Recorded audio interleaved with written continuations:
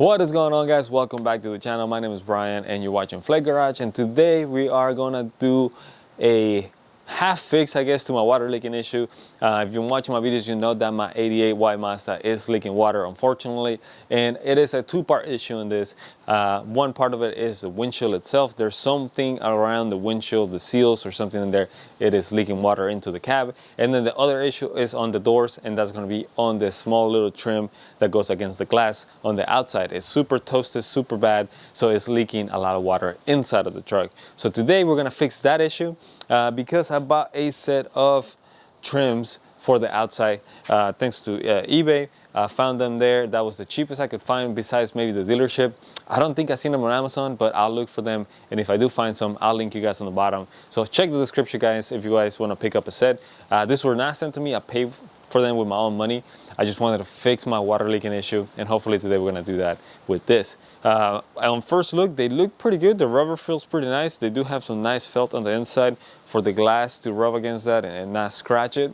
The only thing I don't like is here on the sides that it seems to have kind of metal exposed, but after looking at the OEM ones, they are basically the same way. So we're really not losing anything or gaining anything. It's almost the exact same as the factory ones. Hopefully they do last a longer time, and they should be a lot better than the ones I have in there, because the ones in there are just leaking water all over the place every time it rains. Especially here in the south, it tends to rain a lot where I live. It's very humid, so we definitely want to keep that water outside of the cab. So without further ado, let's jump right into it.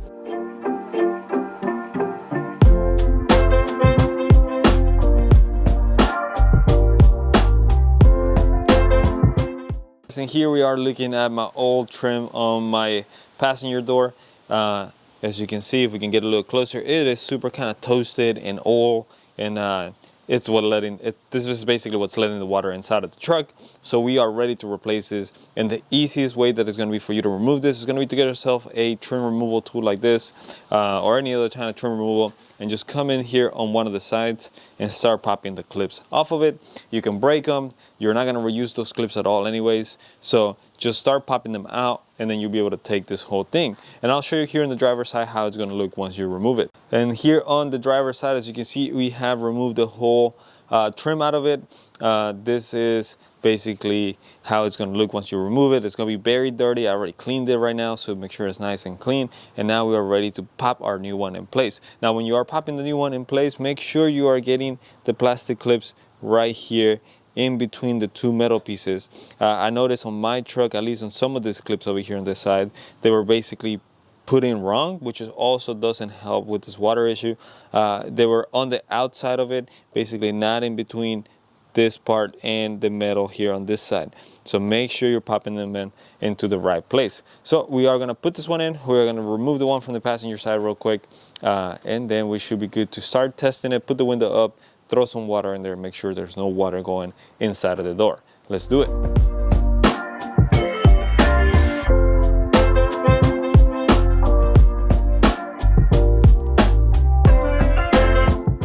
So there you saw it, guys. Super easy to pop out of here. As you can see, it's all dirty and stuff now, so I'm gonna come in here with a rag and clean it, and then we are ready to pop our new ones in place. I'm pretty excited about this.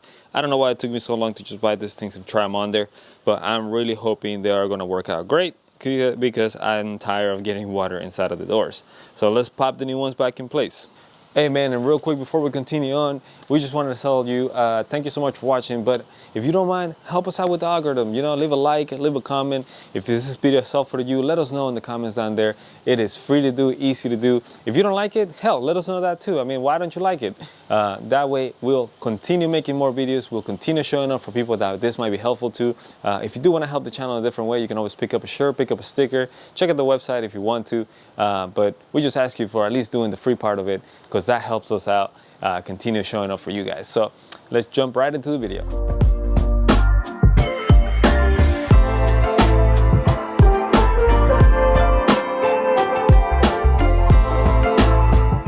Now for installation, guys, I did remove my side view mirrors here because we want to make sure the new rubber is underneath it. That way there's no water coming in here through this edge and getting inside of the truck. So remove them, and then once you remove them, we'll be ready to put our new ones in place. Let's do it.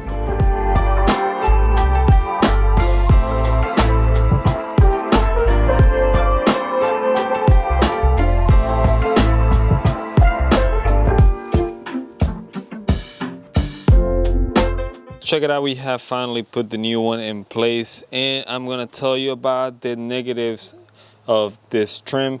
Basically what I noticed while fighting with this thing to put it on, you would have thought it was gonna be easy. It's not. There's obviously some stuff that it's bad about it, and one of the things is that it seems to be just slightly too big for the door, and I mean just very slightly. And here I can show you a little bit. I had to cut just a little bit of this side on this trim to make it flat with the glass, and then on the inside part of it I did have to trim it just a tiny bit to actually make sure it went down. And I can show you here on the other one before I put it on. If you see, this edge is not flat, and the reason why is because I had to cut it right there basically. If you don't slightly trim it there, it just is not going to go into the door. It's just way too big. You can get one side in, but the other side is not going to come down. The other thing that I noticed too after fighting for a while with it was these clips. They are basically, most of them are good, but some of them seem to be just completely sealed shut from the side here. So they basically will never go in place because the plastic is preventing it from opening and going into the spot that it should be. So you might need to grab a knife and make sure they're all flat, they all go into the groove that they're supposed to go. If not, cut this part here and make sure they can go in there. So now that we have that one in there, the window does roll up and down very nicely.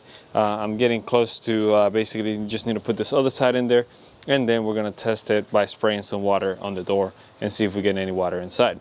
Let's finish it up and test it out. After quite a bit of struggle here, again, because we do have to trim a little bit of the edge and make sure those clips are actually able to clip into where they go. Test all of them.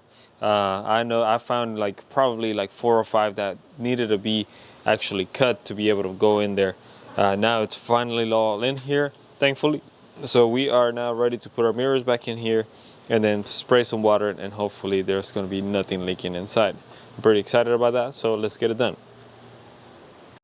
So check it out, guys. We have sprayed some water, we tested it out, checked inside to see if there was any water in here, and we are doing a lot better job than it was before. We do still have some slight dripping, and I think it's mostly because of this seal on top here too, and the one for here. I'm actually kind of missing the seal that goes back here, so I think that's the only part that is kind of leaking in there, but it is 10 times better than it was before because it only is leaking slightly in there as opposed to completely soaking the inside of the door and into the cab.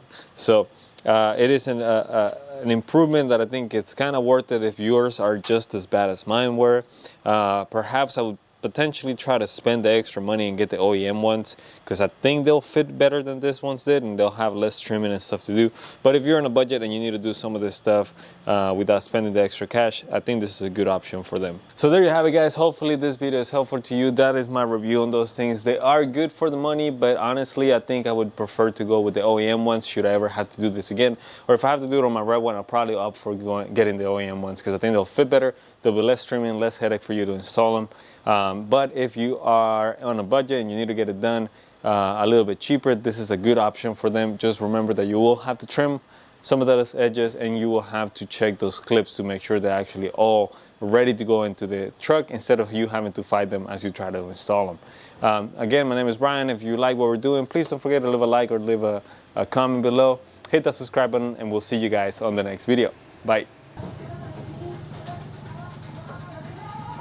Remove the truck right now, or you want that for later? Just a little bit later.